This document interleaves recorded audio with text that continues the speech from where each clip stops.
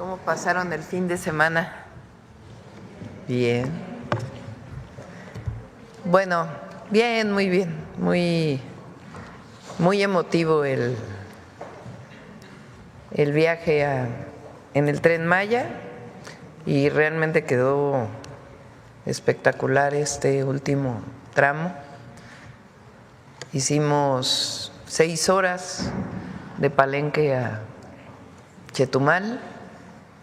Pensamos que, bueno, nos habían dicho que iban a ser más de 7 horas, pero no, se hicieron 6 horas y ya faltan algunas cuestiones menores, pero ya está listo todo el recorrido. Ahora lo ponemos en un ratito. Bueno, hoy nos informa Mario Delgado de los avances de la beca Rita Cetina para todas y todos los estudiantes de secundaria pública.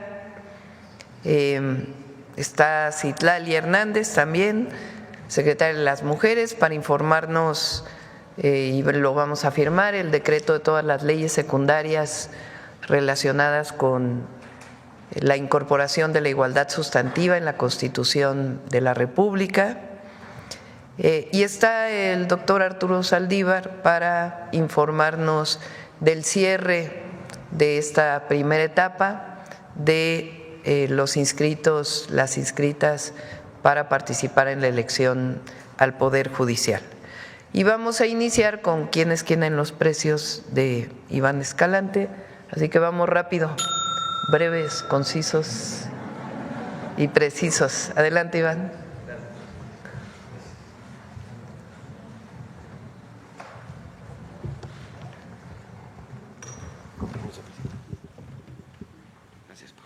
Muy buenos días a todas y a todos, Presidenta.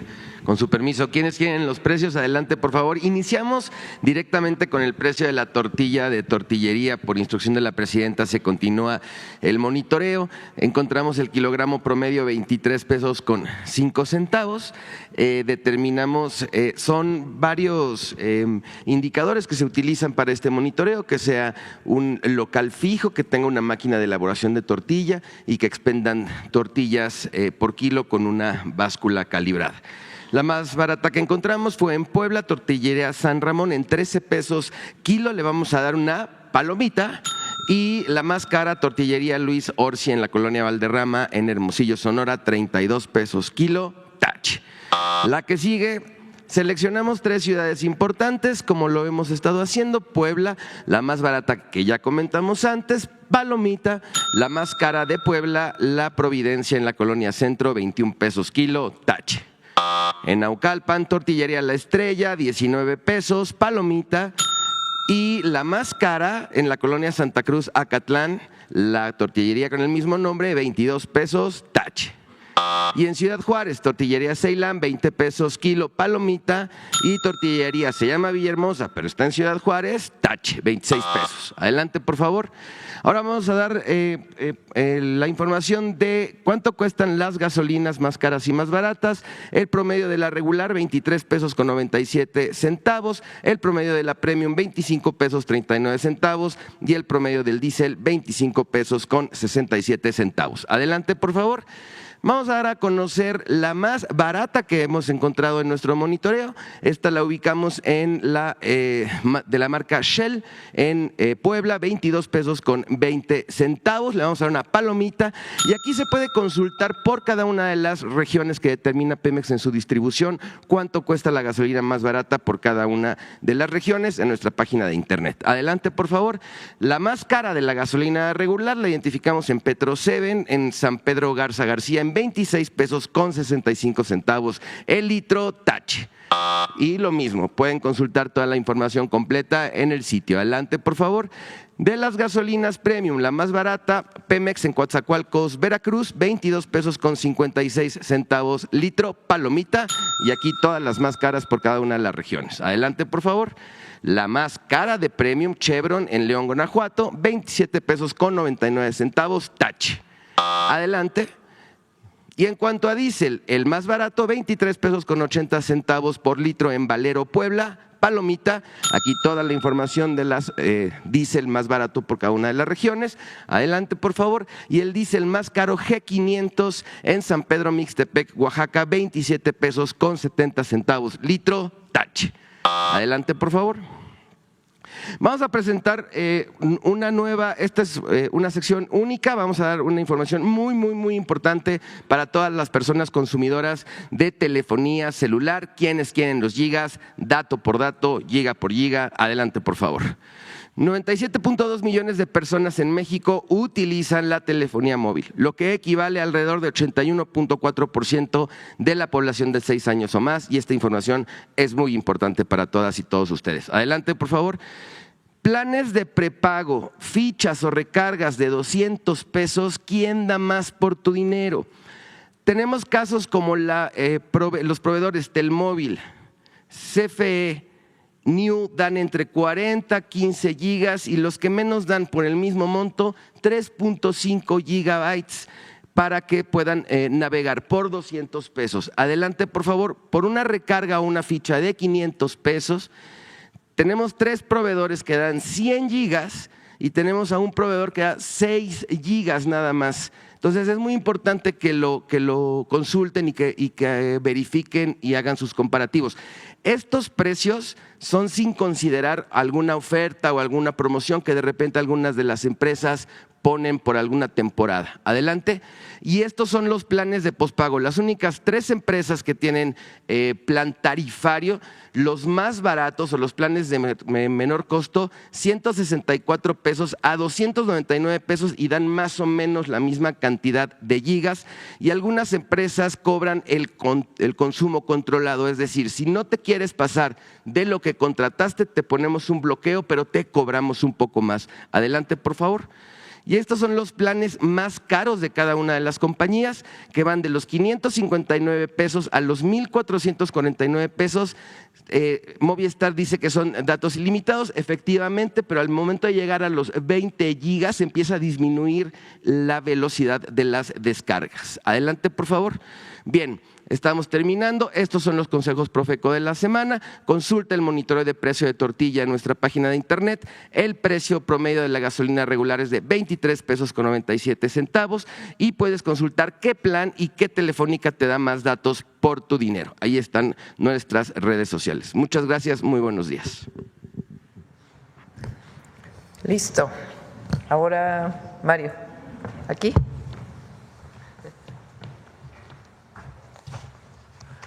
Muy bien, buenos días a todas. Con su permiso, Presidenta, vamos a informar sobre los avances de la beca universal de educación básica.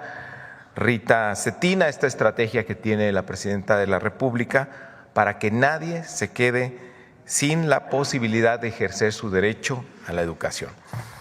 Bueno, las asambleas informativas que realizamos fueron 35,155 con 4,035,000 padres, madres y tutores asistentes. A la fecha llevamos ya en el registro en internet, y le agradecemos a todos los padres, madres de familia que han estado muy atentos, 4,896,958. El cierre lo estamos planeando para este miércoles, que es el día que terminan clases en el sistema educativo, aunque va a estar abierto por si a alguien se le pasó registrarse, lo podrá hacer. Vamos a dejar de hacer asambleas porque los servidores de la educación, que les envío un saludo y agradecimiento a quienes han hecho posible este extraordinario esfuerzo, a partir del 19 y lo que resta del año, se van a dedicar a organizar las tarjetas que ya nos entregó el Banco del Bienestar, para que a partir del 20 de enero podamos iniciar la estrategia de entrega en asambleas nuevamente en las secundarias. Vamos a regresar, vamos a tener otras actividades también paralelas que nos ha pedido la Presidenta de la República en estas asambleas con los padres de familia en las secundarias. Aprovecho de una vez para informar sobre la beca universal en media superior, las Benito Juárez. También vamos a ir a las preparatorias, es una nueva estrategia del 10 al 21 de febrero, y el registro se abre del 10 al 28 también en línea para los nuevos becarios, para los nuevos jóvenes que ingresaron a media superior en este ciclo escolar que arrancó en agosto pasado. Y por último, los jóvenes las y los jóvenes que están en educación superior, jóvenes escribiendo el futuro, el registro para los nuevos será del 17 al 28 de febrero. Decir también que aquellos que se rezaguen en la Rita Cetina, a la hora de ir a las asambleas en las secundarias, si a alguien se le pasó a inscribirse, bueno, ahí lo vamos a inscribir y le vamos a dar su beca, que nadie se quede sin tener su beca. Esa es la encomienda que nos ha dado la presidenta. Aprovecho para desearle lo mejor en este fin de año a toda la comunidad educativa, a los maestros, a las maestras, a los padres, madres, tutores de familia, a los administrativos de las escuelas y, por supuesto, a los alumnos y las alumnas. Muchas gracias. Mario, si no se registraron. Si a alguien se le pasa el registro a la hora de ir a la asamblea en la secundaria, al entregar las tarjetas a partir del 20 de enero, pues ahí lo vamos a registrar. De todos modos, se cierra este 18 porque los servidores de la educación ya no pueden andar en asambleas porque tienen que organizar las tarjetas para las entregas. Pero que no se preocupen, si no lograron inscribirse, a la hora de ir a la secundaria, ahí los vamos a inscribir y ahí les vamos a dar su beca. Que nadie se quede, como usted nos lo indicó, presidenta, sin la beca Rita Cetina, que es ejercer el derecho a la educación. Gracias. Citla.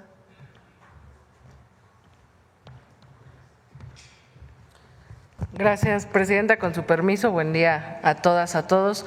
Como hemos informado en los distintos espacios en esta mañanera, la presidenta de la República presentó una serie de reformas, son las primeras que presenta y dan cuenta del compromiso con las mujeres de México. Ya se aprobaron, como le hemos informado, todas las reformas constitucionales, que son el marco que le da vida a estas nuevas reformas que también ya fueron aprobadas. Que me permito presentarlas de manera muy rápida. Reiterar, son en materia de igualdad sustantiva, que juzgadores y personas que se dedican a la seguridad pública tengan perspectiva de género. Se garantiza y se fortalece el derecho a las personas, a las mujeres, a una vida libre de violencias, y por supuesto se fortalece y se conceptualiza la erradicación a la brecha salarial. Siguiente. Entonces, bueno, se reforman 7 leyes, ya se habían reformado 7 artículos constitucionales, se reforma la Ley General para la Igualdad entre Hombres y Mujeres, la Ley General de Acceso de las Mujeres a una Vida libre de Violencia, el Código Nacional de Procedimientos Civiles y Familiares, el Código Nacional de Procedimientos Penales, la Ley General del Sistema Nacional de Seguridad Pública, la Ley Federal del Trabajo, y la Ley de los Trabajadores al Servicio del Estado, reglamentaria del apartado B del artículo 123 constitucional, y esto abre pues también puerta a que los congresos locales homologuen ya en la materia tanto con las reformas constitucionales como con estas reformas. Siguiente. Bueno, ya, como saben, se presentó los primeros días de octubre y hoy, con la firma de la presidenta, estaría ya acabando todo el ciclo de estas reformas. Siguiente.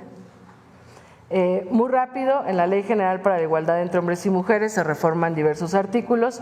Se define la brecha salarial como la diferencia de retribución salarial por razones de género en la realización de un mismo trabajo, a igual trabajo, igual salario. Se establece que pues las políticas públicas del Estado mexicano deben encaminarse a garantizar la igualdad entre hombres y mujeres en todos los ámbitos de la vida cotidiana de las personas, y se establece también el despliegue de políticas públicas para erradicar la brecha salarial en razón de género, y se establece para ello un certificado de igualdad de género y no discriminación. Siguiente. En la Ley General de Acceso de las Mujeres a una Vida libre de Violencia se modifican también varios artículos. Se establece que esta ley, digamos, es la reglamentaria del artículo 4, donde se establece los deberes reforzados del Estado mexicano para garantizar una vida libre de violencias hacia las mujeres, como la presidenta lo hizo cuando fue jefa de gobierno. Se establece que el agresor salga de casa, que no sean las mujeres cuando viven violencia las que salgan, sino que el agresor salga del hogar. Se crea, esto es muy importante, el Registro Nacional de Medidas y Órdenes de Protección de las Mujeres, Adolescentes, Niñas y Niños, y pues el objetivo es tener un registro de quienes manifiestan a alguna autoridad una violencia y poder prevenir una violencia mayor. Ha habido desorden o no la mayor coordinación de esos registros. Se crea este registro nacional, se faculta a la Secretaría de Seguridad y Protección Ciudadana para implementar este registro nacional y a la Secretaría de las Mujeres para poder acompañarlo. Siguiente. Y en el Código Nacional de Procedimientos Civiles y Familiares, esto también es algo que nuestra presidenta encargó con mucha importancia, se modifican 2 artículos que establece medidas de protección para las mujeres, para niñas y niños, y que, digamos, conceptualiza lo que se ha conocido como violencia vicaria, que se considera en la ley como cualquier acto u omisión que con el objetivo de causar perjuicio o daño a las mujeres se dirige contra las hijas o hijos, familiares o personas allegadas, ya sea que se tenga o se haya tenido relación de matrimonio o concubinato, o que mantenga o se haya mantenido una relación de hecho con la persona agresora. Lo anterior aplica incluso cuando no se cohabite en el mismo domicilio. Siguiente.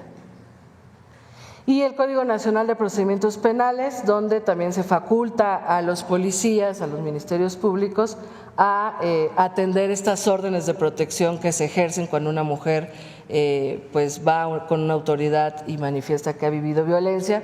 Se realizan medidas de protección y pues se faculta, digamos, a que todas las autoridades no digan pues no me compete, sino más bien se involucren, y se establece la supletoriedad de la Ley General de Acceso de las Mujeres a una vida libre de violencia en materia de delitos relacionados con la violencia de género. Eso significa que si una persona juzgadora, como pasó en el caso de Diego N., no tiene un tipo penal para juzgar, pues que se remita a la Ley General de Acceso para poder juzgar con perspectiva de género.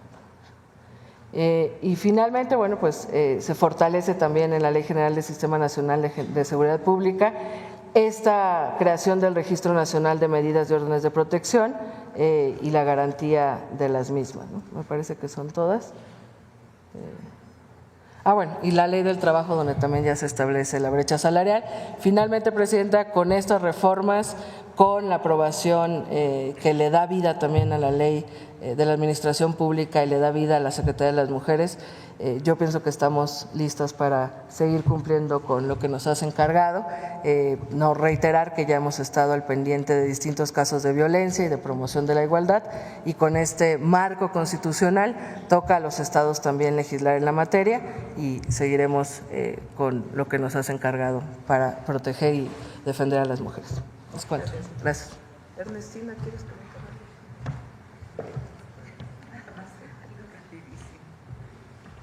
Gracias, Presidenta. Con su permiso, buenos días. Solamente para reiterar algo que ya manifestó la secretaria, que le hacemos un llamado a todos los congresos estatales, a los gobiernos locales, para que inicien también la armonización no solo de su Constitución, sino de distintas leyes, para que tengamos la protección las mujeres en todos los niveles. Así que es una gran noticia para nosotras las mujeres lo que hoy va a firmar la presidenta. Muchas gracias. Ahora sí, ministro.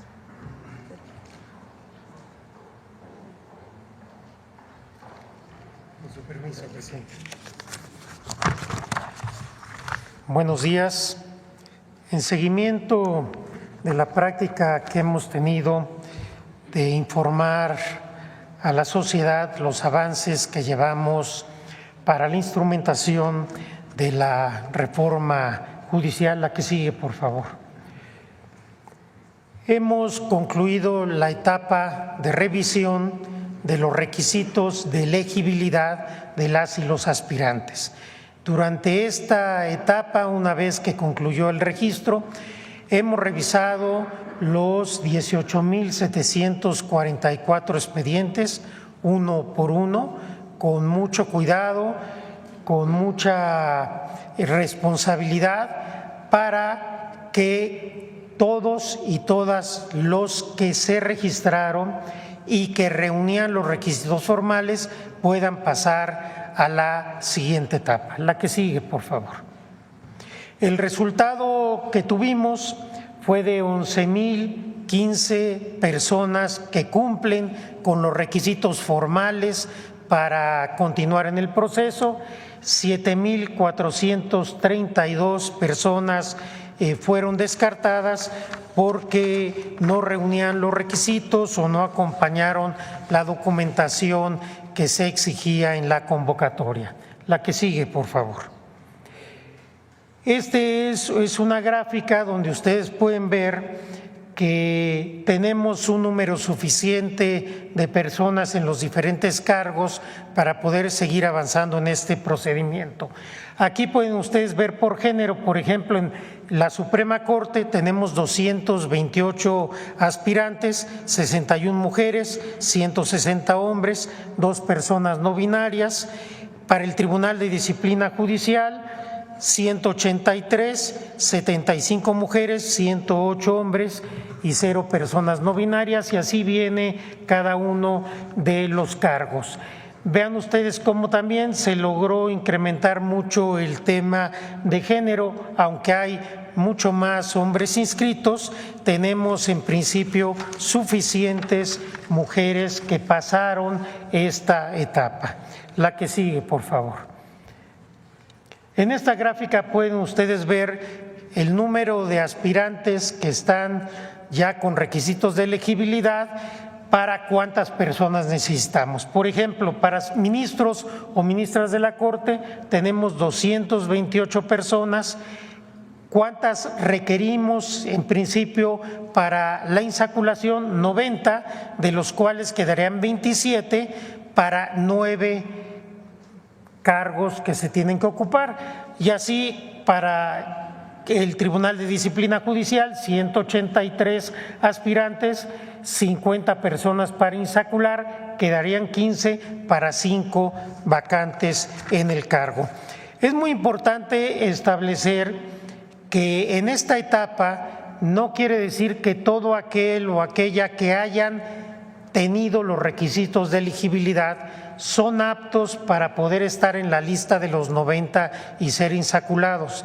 Tampoco quiere decir que el comité tenga necesariamente que reunir 90 personas aunque no haya perfiles adecuados. Una cosa es la cuestión formal y ahora es la cuestión sustantiva. La que sigue, por favor. Y esta cuestión sustantiva nos va a llevar a que de aquí al 31 de enero analicemos cuáles son los perfiles, las personas más idóneas para cada uno de los cargos.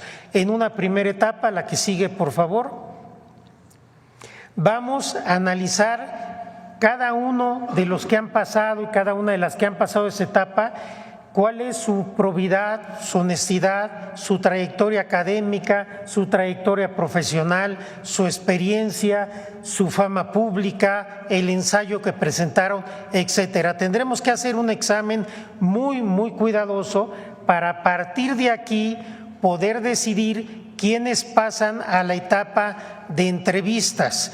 Esperemos durante todo el mes de enero estar abocados a tener las entrevistas necesarias para que podamos determinar los mejores perfiles. La que sigue, por favor.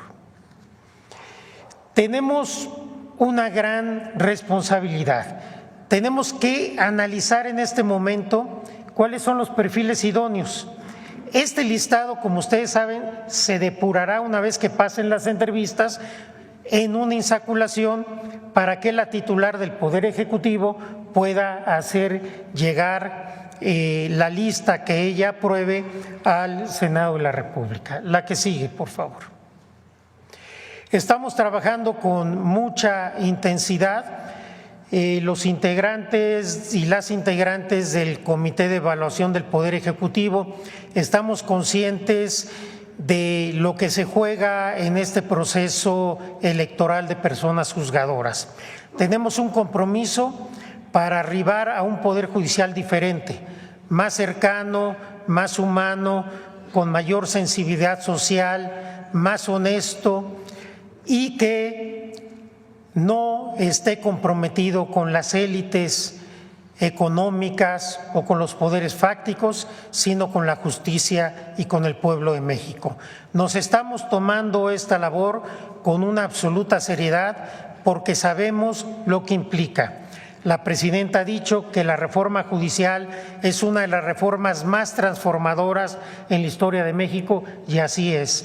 Nos estamos jugando en esta etapa donde vamos a analizar los perfiles idóneos, el futuro y el éxito de esta reforma. Afortunadamente tuvimos registros en abundancia, tenemos también un número muy importante de personas que han cumplido los requisitos formales. Ahora nos toca analizar y esperemos que tengamos también personas suficientes con los perfiles idóneos para los cargos que tenemos que desempeñar. La que sigue. ¿Ya? Bueno, la que sigue era el agradecimiento. Quiero agradecer a la presidenta una vez más, a la presidenta Claudia Sheinbaum, todo el apoyo para este comité, para que podamos estar funcionando como lo hemos hecho. También agradecer a la secretaria de Gobernación, Rosicela Rodríguez, su apoyo ha sido fundamental, de Pepe Merino, de la Agencia de Transformación Digital, que ha sido fundamental para que nuestros sistemas tecnológicos funcionen y estar en tiempo y forma entregando los resultados, y obviamente a la consejera jurídica Ernestina Godoy, quien siempre ha estado muy cerca de nuestros trabajos. Muchas gracias, tengan confianza de que seguiremos trabajando con responsabilidad, con seriedad, para cumplirle al pueblo de México en esta encomienda tan trascendente. Muchas gracias. Gracias, presidenta.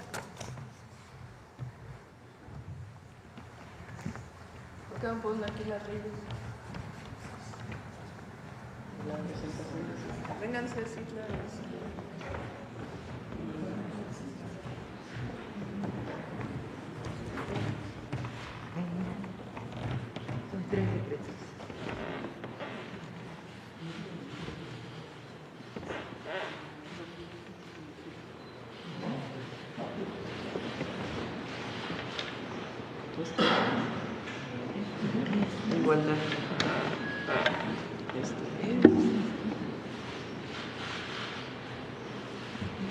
Igualdad y una vida libre.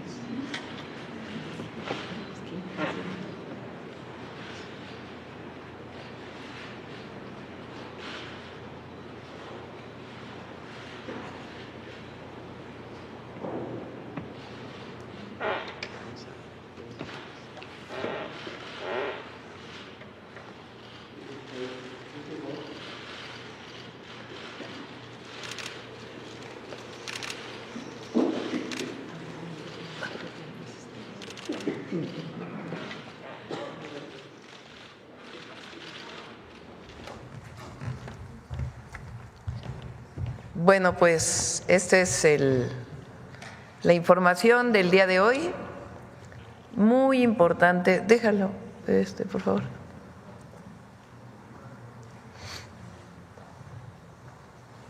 Son 4 ejes muy importantes de estas leyes secundarias que protegen y fortalecen a las niñas y los niños y a las mujeres en nuestro país. Fortalecen sus derechos. Hoy las mujeres en México tienen un marco jurídico que las respalda y ahora pues nos toca que todo esto sea una realidad en México y que en los estados se adhieran a estas grandes reformas de protección a las mujeres. Igualdad sustantiva, perspectiva de género, derecho de las mujeres a una vida libre de violencias y erradicación de la brecha salarial por razones de género. Si una mujer no tiene el mismo salario que un compañero de trabajo, un colega que realizan la misma tarea, la misma función, puede ir a las instancias de la Secretaría del Trabajo, que hoy está legislado para que pueda ganar exactamente lo mismo. De igual forma, para proteger a las mujeres frente a cualquier tipo de violencias, hoy hay una legislación que las protege y tenemos que fortalecer ahora a las fiscalías y a las policías para que esto sea una realidad. Pero en las leyes hoy están protegidas las mujeres en México. Quizá somos uno de los países con mayor avance en la legislación de protección y derechos de las mujeres. Pues esto es muy importante. Igual la beca Rita Cetina ya cerró, inicia la entrega de las tarjetas el próximo año. Quien no se haya inscrito, no se preocupe, ya se va a poder inscribir el próximo año, pero iniciamos asambleas para la entrega de tarjetas y la beca universal de todos los adolescentes, de niñas y niños, será una realidad en el 2025. Y finalmente el tema de la reforma al Poder Judicial, entramos ya a la siguiente etapa de selección de candidatos y candidatas para participar en la reforma, en la elección de jueces, juezas, magistrados, magistradas, ministros y ministras. Bueno, ahora sí vamos a las preguntas. Adelante. Gracias, Presidenta. Muy buenos días a todas, a todos y a todes. Presidenta, ¿cómo se va a garantizar esta parte de la brecha salarial? Porque de pronto en los trabajos se justifica diciendo que las mujeres, porque son madres y pudieran tener esta necesidad de salir en la búsqueda de sus hijos si ocurre un accidente, no son capaces de tener altos puestos, tampoco para viajar. Y entonces ahí es donde se van sumando estos situaciones, y eso justifica que no tengan un salario igual que un compañero en el mismo puesto de trabajo. Y al momento de ir a retribuir esto, a preguntarle a los tomadores de decisiones, viene la discriminación por el género, pero de pronto viene la amenaza, o también por el asunto de estar embarazadas, ¿no? Si esto no es lo que te gusta, te tienes que ir. Entonces, ¿cómo se va a garantizar que haya esta parte de protección para que no ocurra como normalmente ocurre, no solamente en México, sino seguramente en todo el mundo? Esa sería mi primer pregunta. Gracias. Hoy pueden acudir a las instancias de tribunales de la Secretaría del Trabajo para presentar su queja. Recuerden que ahora, a diferencia de las juntas de conciliación y arbitraje, hay, ¿cómo les llaman los tribunales de conciliación, no? Centros de conciliación, a ver si nos dice. ¿Juntas de conciliación? No, no se llaman juntas. A ver si nos dicen.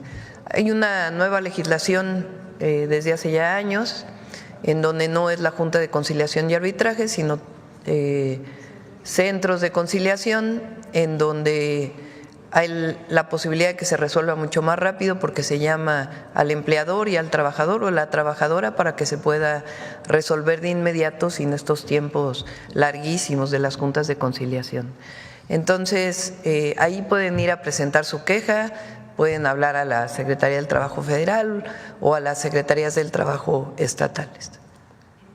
Gracias, Presidenta. Y en otra pregunta, tuve la oportunidad de estar en la inauguración de un laboratorio, o de un equipo más bien, denominado T2MR en el Instituto Nacional de Ciencias, en el Instituto Nacional de Enfermedades Respiratorias, el INER, y en este laboratorio de microbiología en donde se encuentra este equipo es un hito, porque es el primer equipo que existe en México. Es el único equipo que existe en América Latina, los otros equipos existen en Estados Unidos y en Europa, y lo que hace este equipo, a diferencia de los cultivos que tardan 72 horas en realizarse estas pruebas para las infecciones nosocomiales, estas infecciones que ocurren en los hospitales, este equipo entre 4 y 6 horas aproximadamente puede determinar algunas de las enfermedades más comunes, como las cándidas que ocurren habitualmente en los hospitales,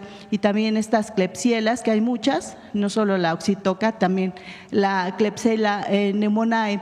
Entonces yo quisiera conocer, Presidenta, si están pensando en la posibilidad de que este equipo se replique en otros institutos o en algunas zonas importantes del país, porque nos decía el experto y también la directora general que de pronto sí se pueda poder tener colaboraciones entre otros institutos y hospitales, pero el problema es la tardanza, ¿no? De que pudiera la muestra correr riesgos durante el traslado o también la movilidad de un lugar a otro pudiera hacer que esto se tarde, y esto determina la gravedad del paciente y la imperiosa necesidad de recibir tan pronto sea posible en el resultado del tratamiento. ¿Qué hay al respecto, Presidenta? Si quieres, si gustas, le hacemos la consulta al doctor Kersenovich y a Alejandro Schwartz y a las distintas instituciones para conocer los programas de ampliación de este equipo que comentas. Gracias, Presidenta. Y finalmente preguntarle, la Organización Mundial de la Salud considera que tener salud o la definición de salud implica la ausencia de la enfermedad. Años después han determinado que abonarle como el tema de la salud mental, es decir, tener un equilibrio entre la mente, el cuerpo y el espíritu es importante. Entonces han hecho del concepto de la salud algo más robusto. En ese sentido yo quisiera preguntarle, detenerme un poquito en el tema de la salud mental, preguntarle, Presidenta, si están pensando adicionar a la campaña de salud mental que se ha hecho durante el sexenio del expresidente Andrés Manuel López Obrador y que seguirá o sigue con ustedes, el de código suicidio, todas las secosamas que existen con atención gratuita para quienes viven con enfermedades mentales o adicciones.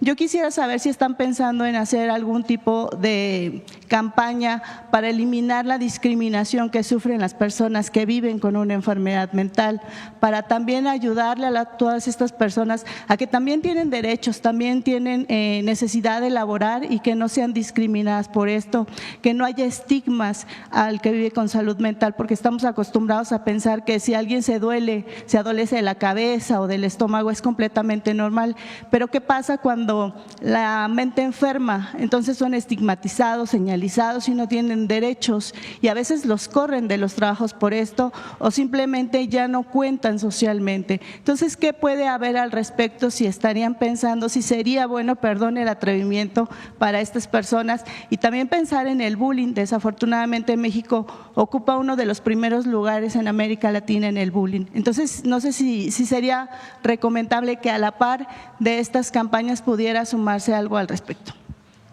Estamos trabajando con Mario y todo el equipo de la Secretaría de Educación Pública porque vamos a aprovechar estas asambleas de entrega de las tarjetas Rita Cetina, particularmente en secundarias, pero también vamos a trabajar en la educación media superior, en distintas campañas y formación, educación para una vida sin discriminación de ningún tipo, y también para evitar el consumo de cualquier droga.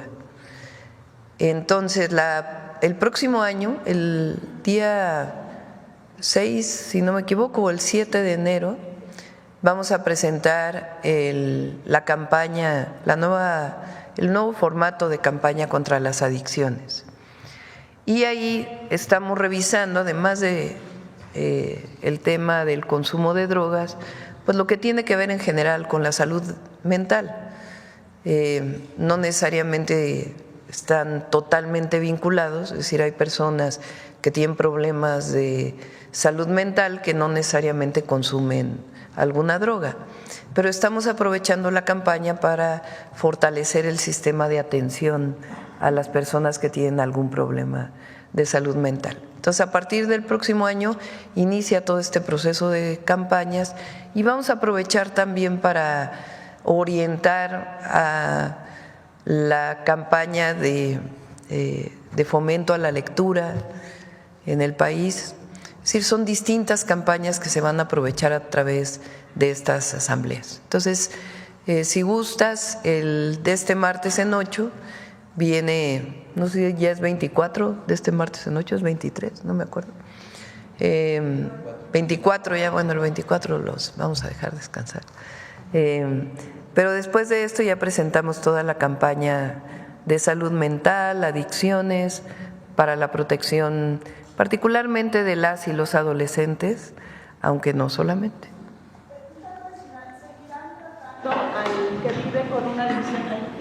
Seguirán tratando al que vive con una adicción como un enfermo y no en esta parte que antes se malintencionaba y se pensaba que el que vive con una adicción es igual a un delincuente. Y con el presidente Andrés Manuel López Obrador se hizo este cambio de paradigmas muy importante y se le dio el lugar que merece. El que vive con una adicción es un enfermo, no es un delincuente.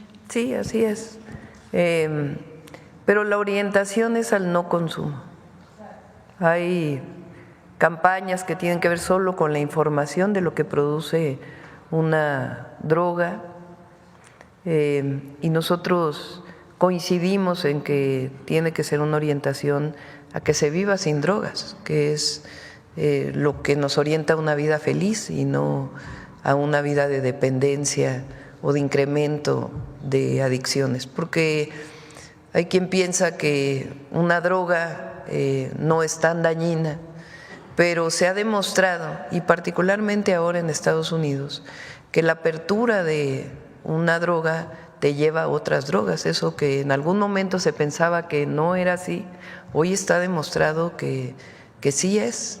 Entonces la orientación de la campaña es a no consumir. Por acá. Gracias, presidente. Arturo Páramo, Grupo Imagen. Un comentario, por favor, acerca de cómo hay 36 personas aspirantes a participar en este proceso de selección para definir quiénes participarán en la elección al Poder Judicial. Hay al menos 36 que se inscribieron tanto en las listas que se dieron a conocer por parte del Comité del Poder Ejecutivo y también en las listas que elaboró el Poder Judicial. ¿Es válido esto? Usted nos comentaba hace unos días que iba a esperar a este momento para poder dar una opinión acerca de esta gente que está buscando en las dos listas. Y también un comentario si nos puede hacer acerca de cómo el Poder Legislativo pues no ha dado a conocer todavía sus listas. No hay nada en ni la Constitución ni en los procedimientos que indique que no se deberían de haber inscrito a las tres listas. Es decir, pueden salir seleccionados o seleccionadas en los tres poderes. Y bueno, el Poder Legislativo pues tiene ya que publicar sus listas. Habíamos comentado hace unos días, bueno, usted había comentado acerca del nepotismo. ¿Esto no llevaría a esta práctica en caso de que prosperen estos nombres de esas personas? ¿No se caería en esa práctica que se quiere desterrar del Poder Judicial? Digamos que hay algo distinto si la persona participa en una elección a que si es nombrada por la supuesta carrera judicial. De todas maneras, mi opinión personal es que no deben participar familiares. Pero bueno, la selección depende de estas tres comisiones, la del Legislativo, la del Ejecutivo y la del Judicial. Hasta ahora lo que se revisó es que cumplan con lo que dice la Constitución, el 8 de promedio, el 9 de promedio, que tengan cartas de recomendación, que su título esté registrado en la Dirección General de Profesiones, que tengan su ensayo, es decir, que todos los requisitos que están planteados en la Constitución se cumplan. Ahora ya inicia el procedimiento para hacer una revisión de cada uno de los que se inscribieron y a partir de ahí pues ya la definición final de quienes participarían en la selección al azar para poder participar finalmente en la elección ya por el pueblo. Segunda pregunta, Presidenta. Publicamos hoy en el periódico Excelsior una nota acerca de cómo el 60% de los trabajadores no han recibido el pago del aguinaldo. ¿Habría alguna sanción para empresas o simplemente un llamado para que se cumpla con esta obligación empresarial? Sí, no sé de dónde obtuvieron esta información. En la encuesta de ENOE se publica el número de gente que sí lo ha recibido y también la gente que no tiene todavía este pago. Bueno, pues hay que ver la encuesta del ENOE de qué periodo es, pero de todas maneras hay que hacer un llamado porque es un derecho de las y los trabajadores recibir su aguinaldo y en caso de que no sea así, también que se presente la queja para que haya las sanciones correspondientes. Y por último, ¿qué reporte le dieron en la reunión del Gabinete de Seguridad sobre el asesinato de este empresario vinícola en Guanajuato y de un alcalde en San Luis Potosí? ¿Qué avances habría que se puedan reportar? Sí, se está en contacto con las fiscalías estatales, en un caso en Jalisco y en otro en San Luis Potosí. Y el día de mañana es el informe de seguridad y ahí nos podrán informar con más detalle. Pero están en las investigaciones. Acá. Buenos días a todas y todos. Decían que en esta etapa se va a jugar el éxito y el futuro de la reforma al Poder Judicial, evaluando la honestidad, la probidad y también la fama de los aspirantes. ¿De qué manera se va a evaluar esto que dicen probidad, honestidad y la fama de los aspirantes, Presidenta? No sé si quiera contestarme.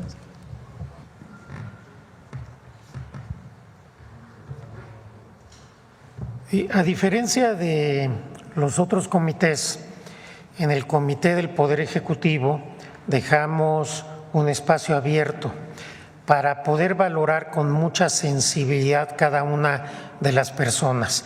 Esta no puede ser una elección en el comité meramente tecnocrática, como es el modelo que ha venido dominando el Poder Judicial en México.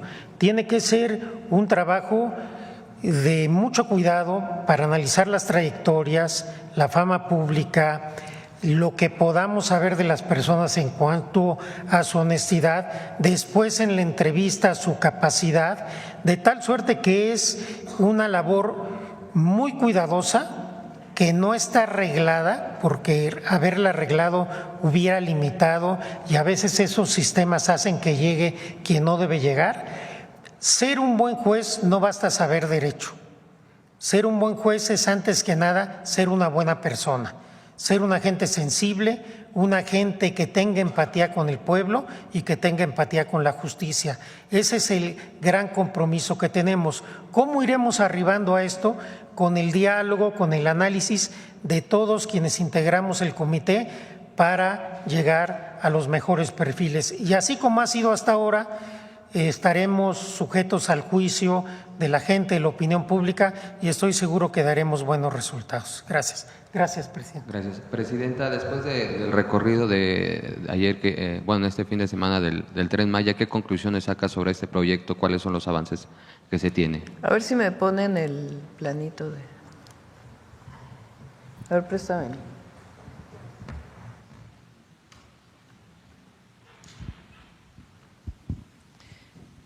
Ya uno puede comprar su boleto para poder hacer todo el recorrido. Evidentemente la idea es que uno, si llega, digamos, a Cancún, que es hoy el destino turístico por excelencia del país, pues que no solo se quede en el hotel en Cancún, que es muy común, sino que compre su boleto del Tren Maya y de ahí pueda recorrer hacia Mérida, puede ser, y ahí puede detenerse en Valladolid, en Chichén Itzá, en Izamal, en Texcoco, llegar a Mérida y después ir hacia el sur, o en su defecto tomar hacia Tulum, por ejemplo, o si uno llega al aeropuerto de Tulum, pues poder hacer el recorrido. A lo largo del recorrido hay varios hoteles nuevos que son de la Secretaría de la Defensa Nacional. A ver si ahorita nos ponen alguno de los hoteles, que son, la verdad, algo excepcional. Y puede uno pues apreciar tanto las bellezas naturales como los distintos sitios arqueológicos de la gran civilización maya. Ayer yo decía, lo que se inauguró en el sábado que recorrimos y ayer domingo ya para comprar boletos es de Escárcega hacia Chetumal.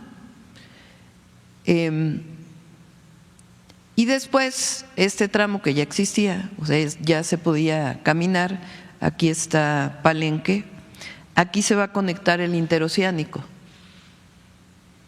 Entonces, aquí se conecta el interoceánico, vamos a empezar a construir el próximo año toda la infraestructura que se requiere para tren de carga y tiene que consolidarse también el tren de pasajeros porque van a ir llegando nuevos trenes, así está planteado desde el principio, y algunas otras adecuaciones, pero hoy ya funciona todo el recorrido por la península.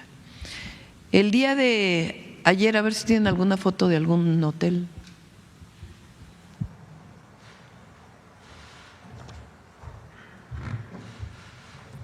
Además, en cada sitio arqueológico, con el proyecto Promesa, además de la restauración, tienen centros de atención a visitantes. Entonces se ordena la entrada al sitio arqueológico, tienen sus tiendas para artesanías, para que los artesanos y artesanas que trabajan o que han trabajado desde hace tiempo puedan estar ordenados a la entrada, se puede ordenar la entrada. Entonces realmente es algo excepcional, es todo un corredor, no solamente es el propio tren. Yo ayer decía que el Tren Maya pues es uno de los grandes legados del presidente Andrés Manuel López Obrador y tiene muchos significados. El primer significado es el reconocimiento de la cultura maya. Esta idea de que llegaron los españoles y trajeron la civilización, pues es totalmente errónea y equivocada, y lo único que lleva es a dar permanencia a la discriminación que llegó con la colonia. La civilización maya, la cultura maya, la nación maya es una de las más extraordinarias culturas de todo el mundo. Su conocimiento de las matemáticas, de la astronomía, de la arquitectura y la visión que tenían tanto de la terrenal, digamos, como de sus dioses, pues hacen una conjunción excepcional. Y eso es lo que se muestra a los mexicanos y a las mexicanas y al mundo entero. Por eso yo decía que además de de que se muestra la riqueza cultural de México, que somos potencia cultural, se vincula con los mayas y las mayas o con la cultura maya de hoy. Porque esta idea de que desaparecieron los mayas es falsa. Los mayas siguen en la península. Ahí están y están resistiendo y resistieron todo en contra de quererlos aniquilar. Porfirio Díaz, tuve oportunidad de ver una obra del Teatro Campesino que tiene muchos años en Valladolid, que habla de la guerra de castas y cómo termina la obra, que es un libro de Hermilo Abreu. Termina la obra con el reconocimiento que hace Porfirio Díaz de todos aquellos militares que se dedicaron a asesinar mayas, con una discriminación tremenda. Entonces el Tren Maya nos vincula los mayas de antes y los mayas de ahora en esta visión integral, y por lo mismo es un clamor en contra de la discriminación. Y además, con el Tren Maya se decretaron más de 1 millón de hectáreas de áreas naturales protegidas, muestra la ingeniería mexicana y muestra el trabajo de las y los trabajadores de la construcción en México. que son únicos en el mundo. Ningún lugar del mundo se hizo una obra de este tamaño en 4 años, porque son 4 años realmente. Los primeros 2 años en realidad llegó la pandemia y estuvieron en la planeación. Entonces es un gran símbolo el Tren Maya de la Cuarta Transformación y de la riqueza natural, cultural y de esta transformación que está viviendo nuestro país. Y además esta idea de que el Tren Maya está vacío es falso.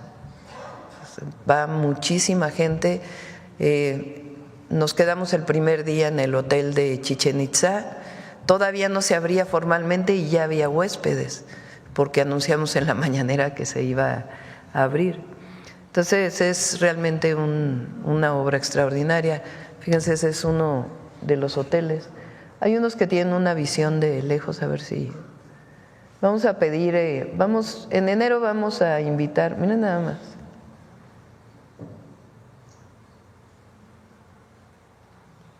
Es algo realmente extraordinario y se vincula con la llegada por Mexicana de Aviación a Chetumal y a Tulum. Entonces es un proyecto integral que además da progreso con justicia al sureste de México. Entonces, los invito a que vayan al Tren Maya, es una experiencia muy especial. Gracias. Preguntarle, Presidenta, el presidente de Colombia, Gustavo Petro, está en México, preguntarle cuándo se va a reunir, qué temas se estaría abordando con el presidente, de qué se va a tratar este encuentro.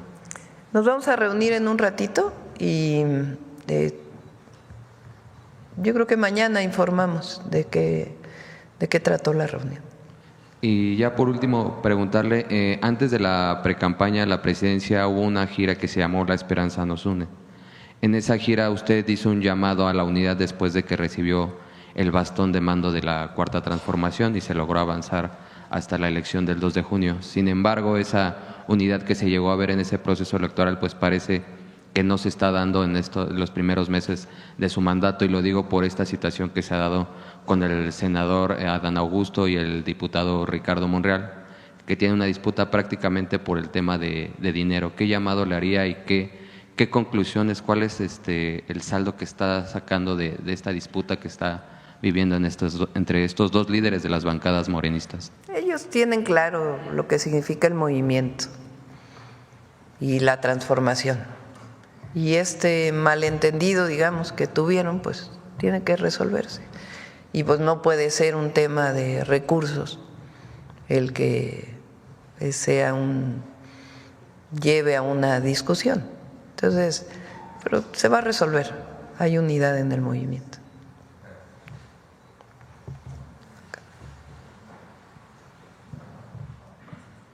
Gracias, Presidenta. Isa Osorio, de Telemundo. Además del asesinato del alcalde de un municipio de San Luis Potosí y el empresario de Guanajuato, el estado más violento del país, ya van 5.559 homicidios, de acuerdo con el reporte diario de homicidios dolosos que hace el equipo interdisciplinario de Sedena, Marina y la Fiscalía. Usted presentó hace unos meses el Plan Nacional de Seguridad. ¿Qué evaluación hace de ese plan a 2 meses de su implementación? Gracias. Va avanzando, el plan va avanzando. El día de mañana es el informe de seguridad, informamos cada 15 días de los resultados. La estrategia de seguridad consta de 4 ejes: atención a las causas, que siempre va a ser nuestra máxima, de que la paz y la seguridad son fruto de la justicia. Y además de los programas de bienestar, de mejorar el nivel de vida de las y los mexicanos con el salario y otras acciones, además del programa Jóvenes Construyendo el Futuro, de las becas, de la ampliación de los programas de bienestar, que hoy la mayoría ya son derechos en la Constitución. Significa también un programa que vamos a presentar el día de mañana de construcción de paz en los territorios, que está a cargo de la Secretaria de Gobernación y la Subsecretaria de Prevención del Delito de la Secretaría de Seguridad Ciudadana, o de Seguridad y Protección Ciudadana.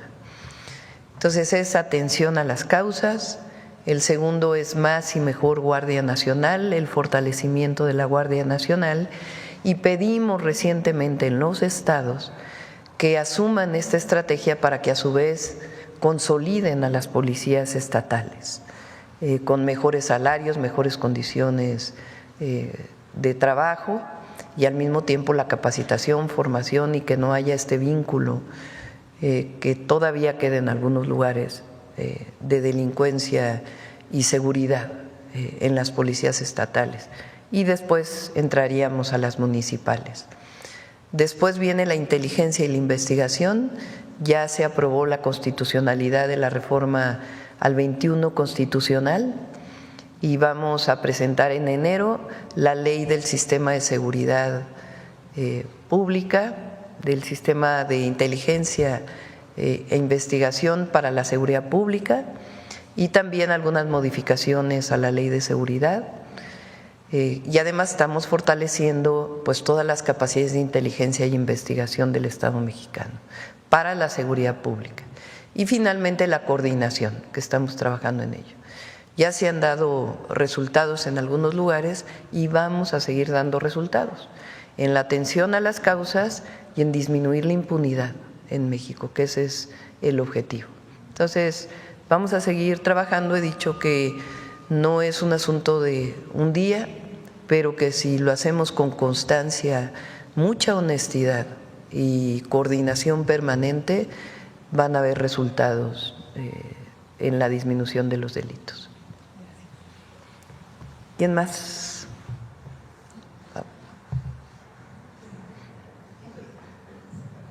Gracias, presidenta. Jesús Pérez, de Revolución 3.0. Me gustaría insistir en el tema de la disputa pública que la semana pasada hubo entre el Senado y los diputados, porque mientras el senador Adán Augusto López acusa que es un tema de reducción porque se terminó con negocios añejos y incluso de proveedores transeccionales, algunos relacionados con Emilio Gamboa y otras personalidades, en respuesta el diputado Monreal asegura que solo son infundios, afirmaciones falsas y que solo es un tema de austeridad. Me gustaría conocer cuál es su posición, si es un tema de combatir la corrupción o solo es austeridad. Pues tendrán que explicar ellos, pero a ver, hacer de esto ahora es la noticia de 8 columnas, pues digo la verdad, se va a resolver y si tienen algo que denunciar, pues que se denuncie, ¿no? Ahí las vías no necesitan que sea un asunto público y yo sé que los dos son compañeros que saben que lo más importante es el movimiento de transformación.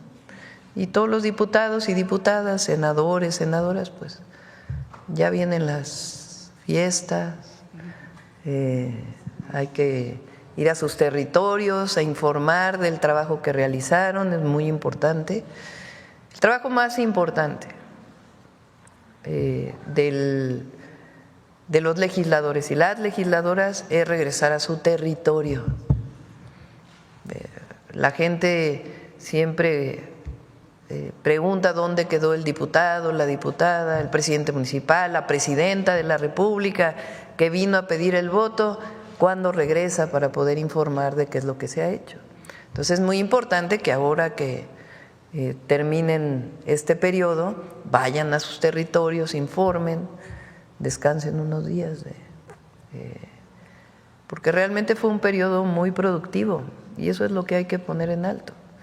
Son reformas constitucionales, estas reformas que estamos presentando hoy para fortalecer el derecho de las mujeres a una vida libre de violencia, a tener un salario justo, pues eso es lo que hay que estar informando en los territorios. Entonces, no hay por qué hacer más asunto de esto y si encontraron alguna irregularidad, pues que se presente en las instancias correspondientes.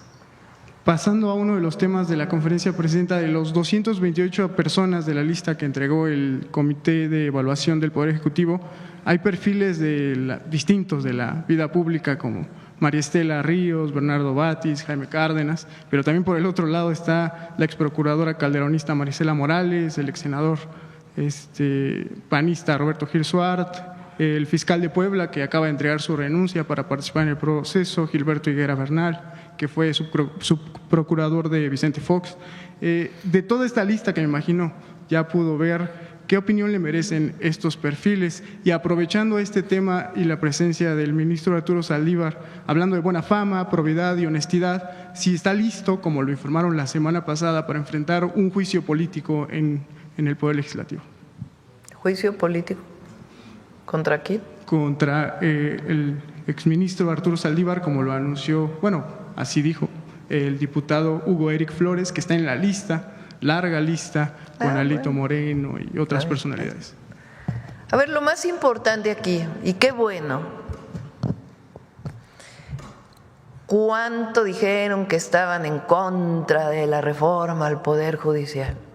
Que el pueblo no tenía la capacidad para elegir a jueces, a magistradas, magistrados, ministras, ministros, que era una barbaridad que se pusiera a votación, que cómo iba a haber democracia en el Poder Judicial, y hoy se inscribieron.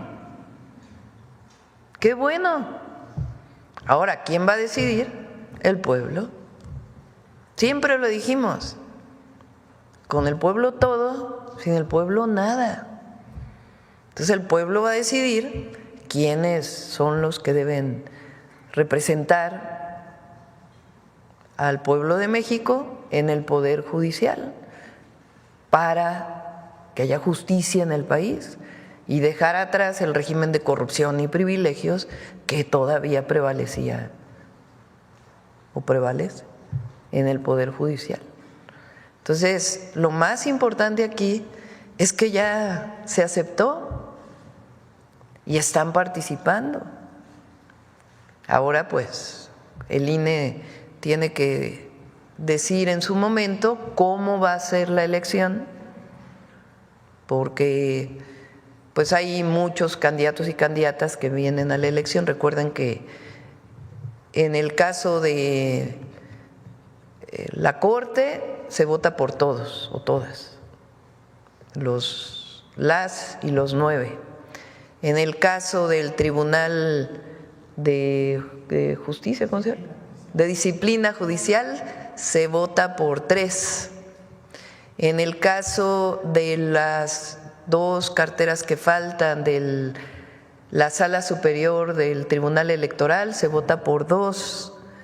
Y ya en el caso de magistrados, magistradas, jueces y jueces, se vota por juezas y jueces, se vota por 5 hombres y 5 mujeres, pero la lista es de 1000 y se vota por circuito judicial. Entonces el INE tiene que en su momento explicar cómo vamos a votar todas y todos para la elección al Poder Judicial. Entonces está yendo, está muy bien, y ya que el pueblo decida quiénes son los que van a representar al pueblo de México en el Poder Judicial. ¿Cómo lidia eso? ¿Una opinión? Ellos tienen desde hace tiempo este esquema, no lo tienen para todos y para todas. México es quien más avanzado está en ello. Y bueno, pues ellos ya tienen su proceso desde hace tiempo. Y en un último tema, el próximo 1 de enero entra en función, después de un largo proceso legislativo de convertir el Instituto de las Mujeres en Secretaría de Estado, en la Secretaría de Estado, en un sexenio que seguramente se va a caracterizar por la perspectiva de género. ¿Está listo todo? ¿Están preparadas? Igual escuchar a la secretaria al respecto. ¿Sí? ¿Quieres comentar algo, Citla? Está lista, Citla.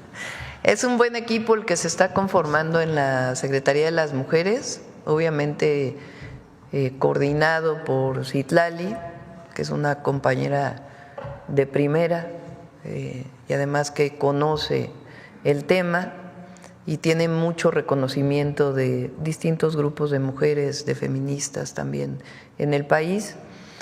Y vamos a iniciar el próximo año con la cartilla de derechos de las mujeres.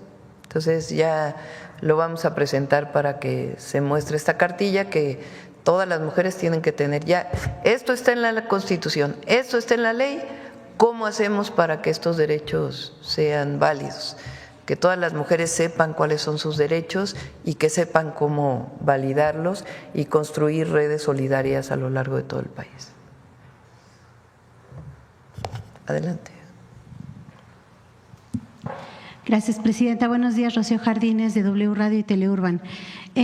Presidenta, nos comenta esto que está ocurriendo con los coordinadores de la bancada de Morena en las dos cámaras. Sin embargo, pues se están sumando otras voces, han salido pues a tratar como de tomar partido, algunos ya llamando al respeto, y también hubo un llamado incluso de Alfonso Ramírez Cuellar, vicecoordinador de Morena, que está planteando una reforma al Congreso precisamente para que exista fortalecer la fiscalización de los fondos, dice él. Sin embargo, ¿usted considera que realmente se necesite eso o que realmente a lo mejor usted necesite hacer un llamado a que también haya esta cabeza fría que se necesita en las cámaras? Pueblo, pueblo, pueblo, que nunca se les olvide quién los eligió. Nunca. Su responsabilidad es con el pueblo, no con los otros diputados o diputadas.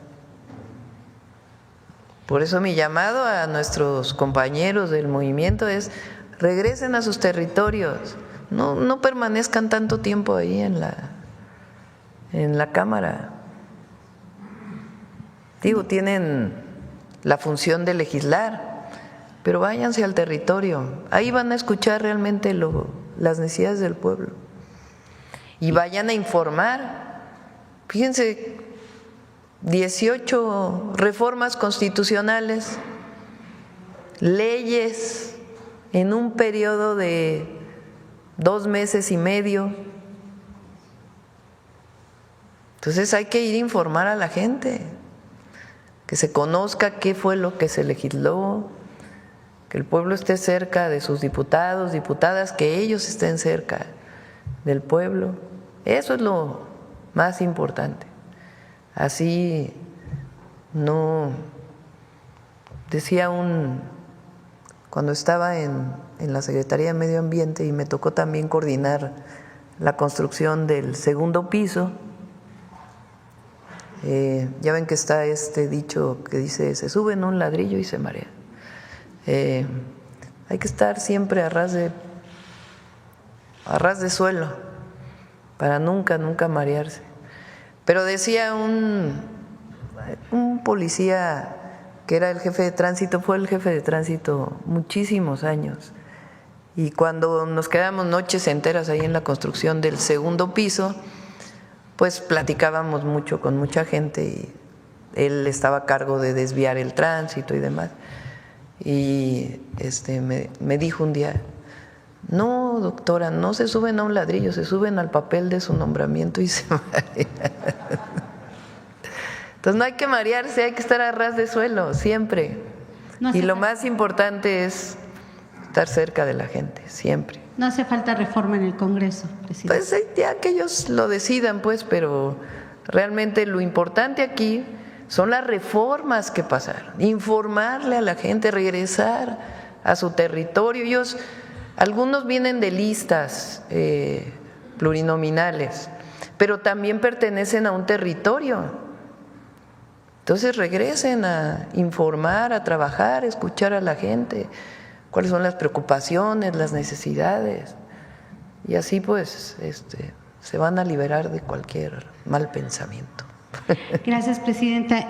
También saber su opinión y saber si usted tiene información.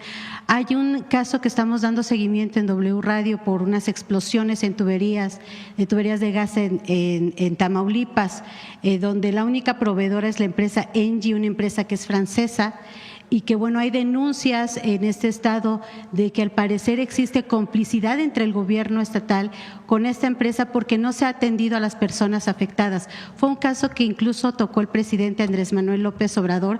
Empezaba a darse un acercamiento con las familias, sin embargo se detuvo, presidenta. Las familias pues siguen gastando en su tratamiento físico. Tenemos el caso al que le estamos dando mucho seguimiento, es Atalia Martínez y su familia, que bueno, ya lleva muchísimas operaciones debido precisamente a las consecuencias de estas explosiones. Bueno, saber si ustedes van o si ya tienen información al respecto, si van a darle algún seguimiento. Las explosiones han sido diversas. En 2022, en 2023, recientemente también hubo otra explosión. ¿Y qué hará su gobierno, Presidenta, para evitar este tipo de corrupción? Gracias, Presidenta. Bueno, no lo catalogo como corrupción. O sea, habría que ver exactamente qué pasó. Es muy sensible Américo Villarreal. Entonces vamos a pedirle a Rosa Isela y la Comisión de Víctimas que pueda ver exactamente qué pasó y siempre atender a las familias. ¿Hasta ahorita no les da información? No tengo información, pero lo revisamos. Antes de que vaya a acabar la conferencia, porque es importante, ha estado en los medios y se envió una reforma a la ley del Infonavit. Va a venir Octavio Romero el miércoles. Mañana es información del reporte de seguridad, el informe de seguridad, y el miércoles viene a explicar claramente en qué consiste esta reforma a la ley del Infonavit. Número 1, todas y todos los que tienen sus ahorros en el Infonavit para vivienda están totalmente resguardados. Esta idea que, bueno, no idea, estas publicaciones que sacan unas personas absolutamente irresponsables de que ahora están en problemas los ahorros de las y los trabajadores, falso.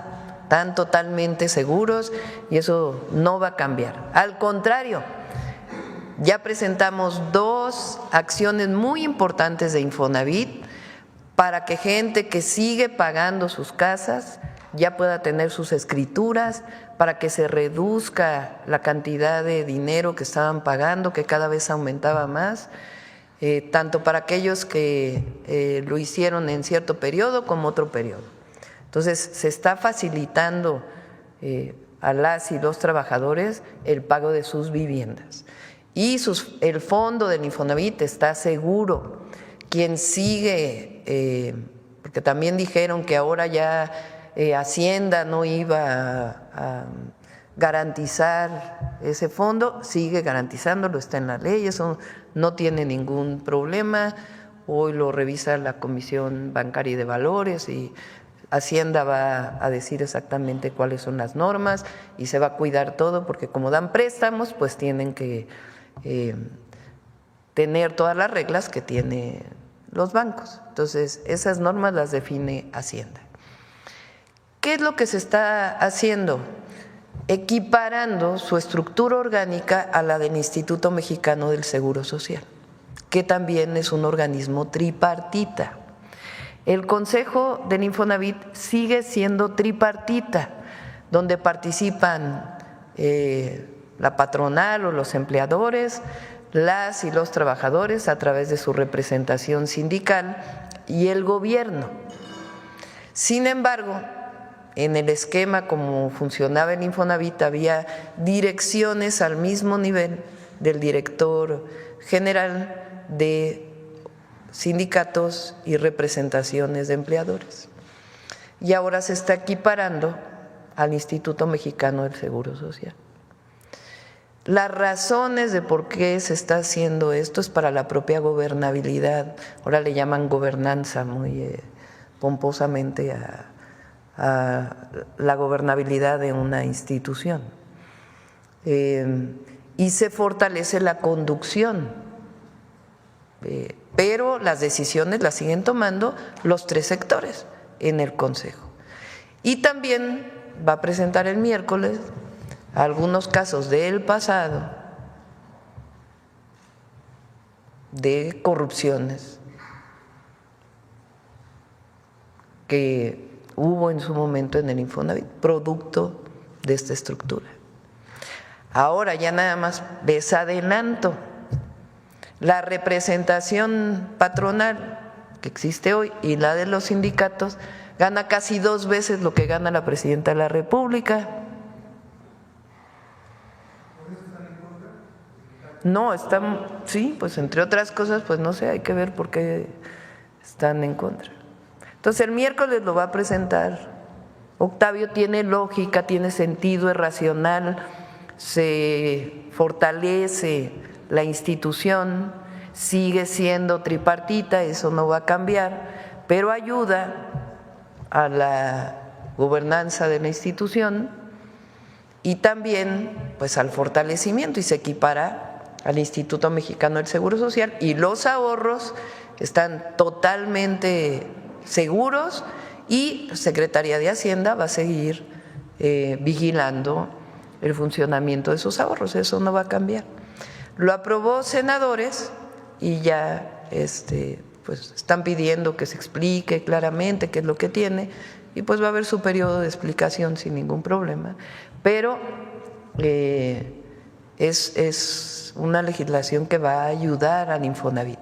Y además se crea la empresa constructora del Infonavit, que además no va a construir el 1,000,000 de viviendas, pues una empresa no tiene esa capacidad, pero sí nos va a ayudar mucho a que no aumenten el precio del cemento, de la varilla, porque cuando anunciamos 1,000,000 de viviendas, pues no quiero ver a cuánto va a estar la especulación del precio de la varilla al final del 2025.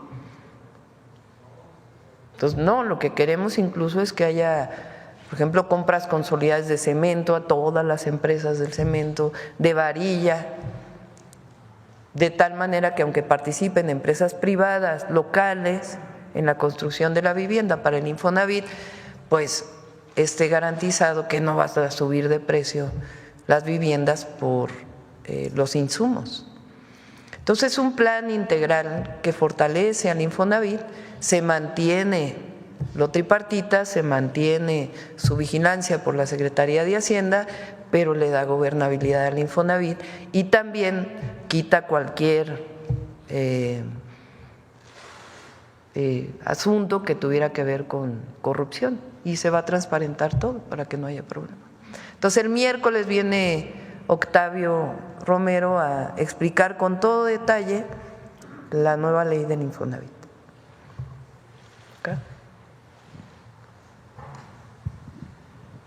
Buenos días, Presidenta. Jonathan Lozada, Máxima FM de Chiapas. Y regresando un poquito al tema de la gira del fin de semana en Chiapas, en Quintana Roo y en Yucatán. De Chiapas a Quintana Roo se trasladó en el tren con los gobernadores, y le quería preguntarle qué platicaron en ese camino, qué instrucciones se dieron, si es que hubieron instrucciones o de qué pues fue aprovechamos para trabajar bastante en esas horas. Estuvieron presentes varios compañeros del gabinete y también los gobernadores, las empresas constructoras, y aprovechamos para, cada 15 días le damos seguimiento al Tren Maya, ahí donde se quedó la construcción con el presidente López Obrador. Cada 15 días nos hemos reunido para darle seguimiento, pero ahí aprovechamos para darle seguimiento también a las obras. Estas empresas tienen polos de bienestar en el tren interoceánico, entonces estuvimos platicando de cómo va el puerto de Salina Cruz y el de Coatzacoalcos, que también ellos lo tienen asignado, y hablamos también con los gobernadores de, pues nos quedaba por ejemplo pendiente la reunión con el equipo de Mara Lezama en Quintana Roo, ahí ya acordamos las obras estratégicas. Hablamos con Javier May ya nos habíamos reunido con él, pero tenemos un proyecto conjunto de vivienda, ahí hay una parte de vivienda rural y también de apoyo para la producción de ganado con crédito a la palabra, y algunos otros temas importantes. Ahí va a haber una carretera que vamos a hacer de Campeche a Tabasco.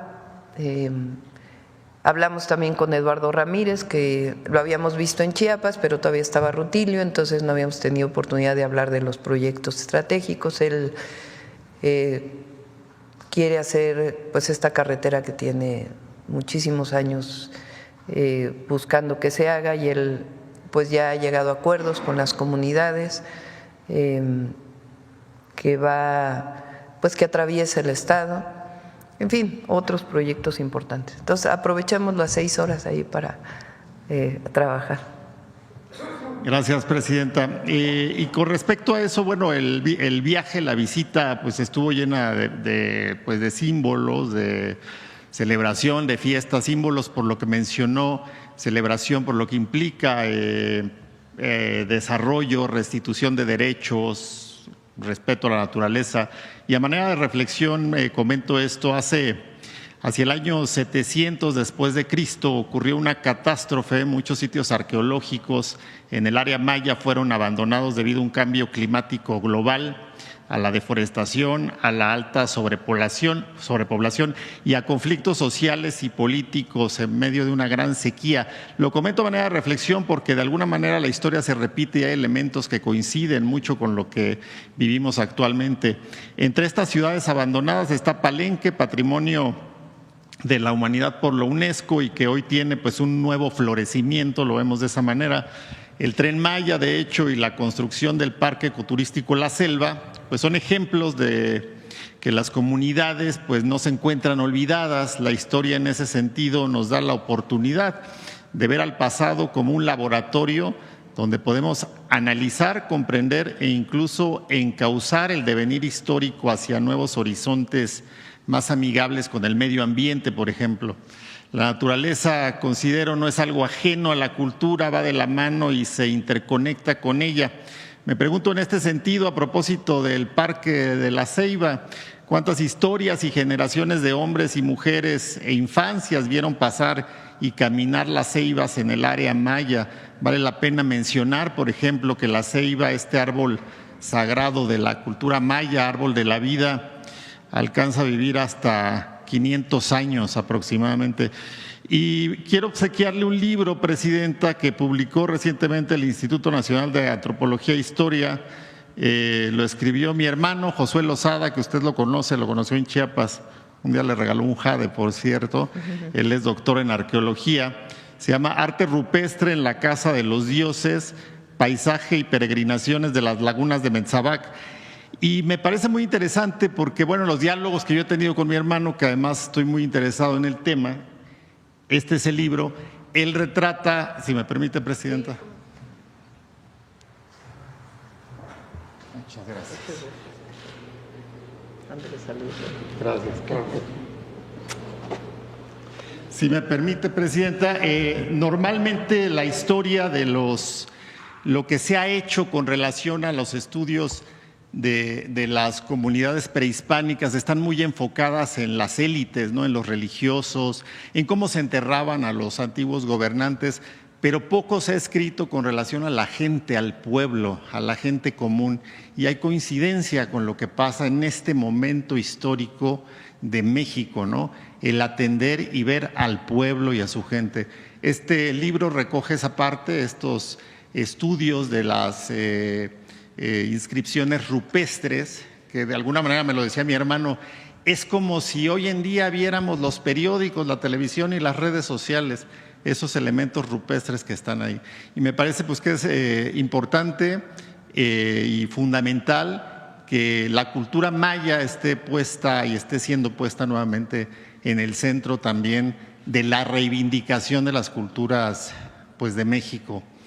Y preguntarle en este sentido, con relación a las repatriaciones, que fueron muchas las que se hicieron en el sexenio anterior y que se continúan haciendo, tengo entendido, ¿cómo continúa la política pública en función de estos pues, elementos mexicanos, prehispánicos, que están fuera del país? ¿Seguirán trayéndose al Vamos a continuar. Justo hablábamos con Diego Prieto, hoy director del INAH, de qué área se va a dedicar justamente a esto. Estamos planteando que el próximo año es muy importante, Primero, esta idea de que las culturas, las civilizaciones son de antes y que por alguna razón se abandonaron todos los sitios arqueológicos y que ahora ya no hay, o sea, solo es el pasado, pues es falsa. Por supuesto que la llegada de los españoles, y repito, por eso el perdón, lo que trajo pues fue mucha muerte, violenta la mayoría, y la otra, aunque fue también violenta, por muchas enfermedades que no se conocían en el continente americano, o lo que después llamamos el continente americano, y que lo trajeron desde Europa. Entonces la muerte de la población en lo que hoy llamamos México, pues fue tremenda, violenta y por enfermedades. Pero la cultura maya, la cultura mexica, la tenemos hoy. Por eso hablamos de años de resistencia, 500 años de resistencia. Entonces, sí hay una ruptura provocada por esta invasión violenta, pero eso no quiere decir que haya terminado. Sin la cultura maya de hoy nunca se hubiera podido describir la escritura maya. Es una historia muy importante de cómo participaron los mayas de hoy, porque ellos hablan maya. Entonces, y de todas las culturas y pueblos indígenas o pueblos originarios de nuestro país. Entonces, no es solo lo de antes, sino lo de hoy. Eso en primer lugar. En segundo lugar, justamente para poder fortalecer el segundo constitucional, que lo que dice es los pueblos originarios tienen derechos, porque son las culturas originarias y tienen derechos sobre la tierra. Ahí en el libro del presidente, y es, supongo, por lo que platicó aquí en las mañaneras, porque no he vuelto a hablar con él, una de las partes importantes de lo que está escribiendo, y viene ahí en su libro Gracias, es que la tierra era comunal, que es algo muy especial, y muchos de los territorios, bueno, en la Ciudad de México, la urbe más grande de nuestro país, el sur tiene tierras comunales. El ejido más grande la comunidad, perdón, más grande de la Ciudad de México es Topilejo, que es un pueblo originario, son 10,000 hectáreas. Todo Oaxaca prácticamente es tierra comunal. Xochimilco hay principalmente ejidos, aunque hay una parte, Milpalta, ahí está Carlos, tiene tierra comunal. Entonces, todo eso viene de nuestra historia. Entonces, por eso yo digo el Tren Maya es este vínculo, es Kukulcán caminando por la selva, vinculando los mayas de antes y los mayas de ahora. Pero nosotros tenemos también una obligación, que es las culturas de hoy. Entonces, no solamente sus derechos del segundo constitucional, sino también cómo recuperamos, potenciamos y fortalecemos las lenguas, los textiles y todo lo que está alrededor de los pueblos, devolver tierras, sus derechos de agua. Entonces, a todo eso nos vamos a dedicar también ahora. Y para eso queremos juntar en una sola institución lo que hoy está dividido, FONART, culturas populares, lenguas indígenas, que sea parte de una sola institución, así como el INAH se dedica al estudio previo, también pues que haya una institución que se dedique a la recuperación cultural o el rescate cultural o la vivencia cultural para todos los mexicanos y mexicanas de los pueblos originarios de hoy. Entonces, eso es lo segundo. Y lo tercero es la recuperación, seguir recuperando todas las piezas que están en muchos países del mundo. Ojalá España entrara a esto, ¿verdad?